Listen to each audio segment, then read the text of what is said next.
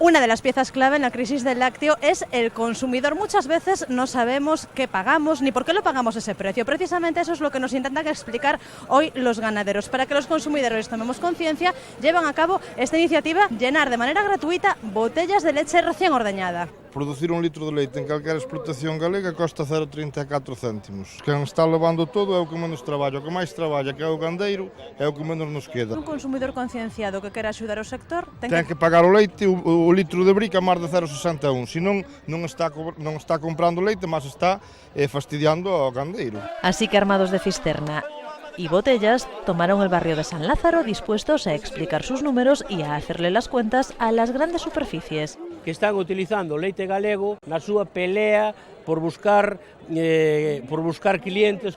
Isto costa moitísimo máis co que hai aí no Carrefour, por exemplo, ou en outro supermercado calquera, porque isto aquí hai moito sufrimento. Aquí hai un medio de vida, hai unha economía. Pero, ¿y la gente? ¿Ha entendido el mensaje? Una vez que lo sabes, sí. Tú como consumidor no sabes lo que hai detrás. Eu penso que a xente non lle dá mérito que é da nosa terra. Pareceme ben que faga forza. É que se non facemos un pouco de unión...